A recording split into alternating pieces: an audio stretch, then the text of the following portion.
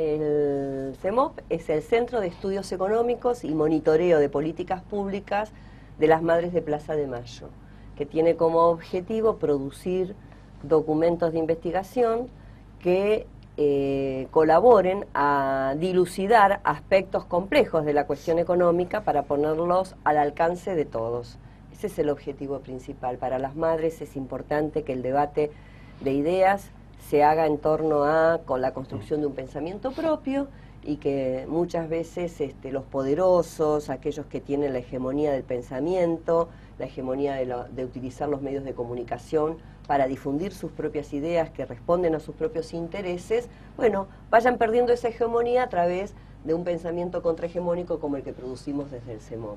Y por otra parte, hacemos este encuentro, que claro, es una vez por año, esta es la 4ª edición, donde, bueno, tenemos como objetivo juntar a las 3 patas de lo que consideramos más importante de los actores sociales, que son los funcionarios políticos, los movimientos sociales y los intelectuales, investigadores y académicos, para que juntos podamos debatir y pensar cómo hacer para poner la economía al servicio de los pueblos, que hoy no lo está, que hoy es una economía que genera cada vez más pobreza, más miseria, más problemas ecológicos y ambientales a lo largo del mundo, y que entonces tenemos que cambiar para justamente eso, ponerla al servicio de los pueblos.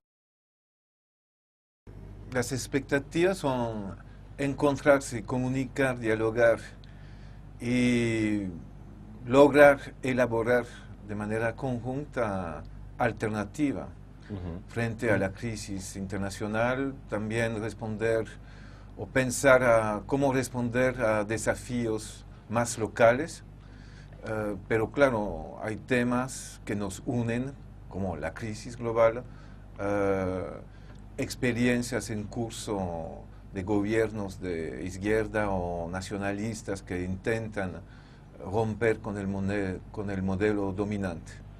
Y encontrarse con, a la vez, movimientos sociales,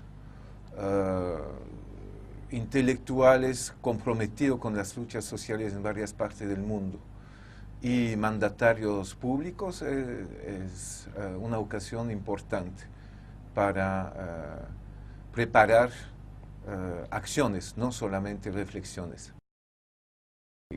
Hay elementos de similitudes evidentes. En las causas tenemos el aspecto de deuda privada. En Europa y en Estados Unidos la crisis ha sido provocada por un endeudamiento privado altísimo que desembocó sobre una socialización de estas deudas privadas por los estados que rescataron los bancos a un costo muy elevado, y ahora esto desemboca sobre una situación de déficit fiscal que somete los gobiernos a dictat del Fondo Monetario Internacional, y para Europa es una experiencia nueva, para América Latina no. Es una costumbre. Estábamos acostumbrados. Claro, desde hace 30 años, desde que explotó la crisis de la deuda del 82 en México y se contagió al resto de América Latina.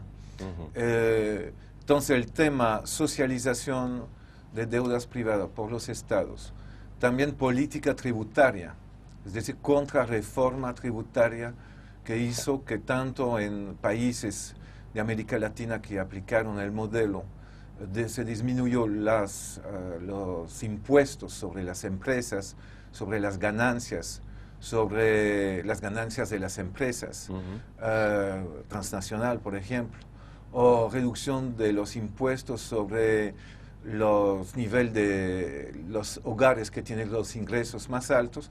Esto produjo una reducción de ingresos fiscales y obligó a los gobiernos a financiar el gasto corriente con deudas.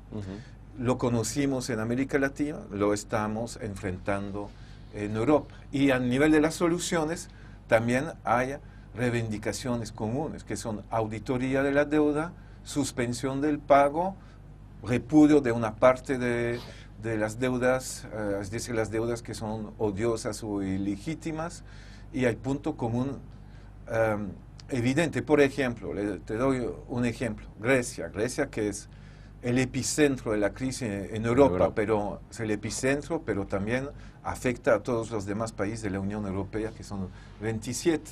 Pero Grecia, por ejemplo, en el presupuesto que adoptó bajo la presión del FMI, tiene gastos militares súper elevados. Y el FMI y la Comisión Europea aceptan esto, pero piden reducir el gasto en educación, en salud, bajar los salarios de los funcionarios públicos, elevar la edad de las jubilaciones.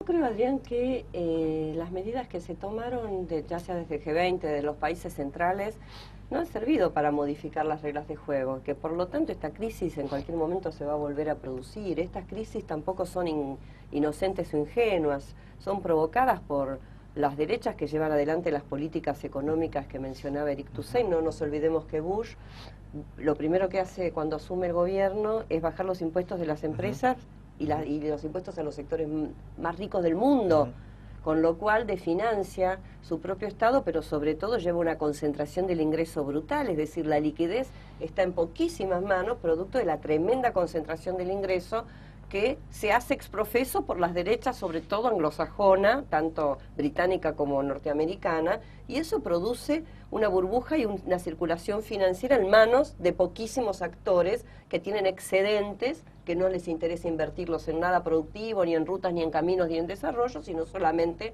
en especulación financiera. Por lo tanto, esto va a volver a pasar seguramente. ¿Coincide Toussaint con esto? Bueno, sobre el G20, para mí no tengo ninguna ilusión sobre la actuación del G20. Y primero, para mí el G20 no tiene realmente legitimidad, no tiene más legitimidad que el G8. El G8 era el club estrecho. En realidad era... Ahora está ampliado un poco más. Se amplió porque, claro, Estados Unidos, que es responsable de la crisis, tenía que invitar a China, tenía que invitar a la India, y claro, se invitó también a Argentina en el G20. Pero no es una creación de la comunidad internacional. Para mí, el lugar donde tiene que discutirse y tomar decisiones es la Asamblea General de Naciones Unidas, el Comité Económico y Social de Naciones Unidas, que son órganos de todos los estados, donde los estados tienen un voto por cada estado. Eso para mí es un principio democrático de base.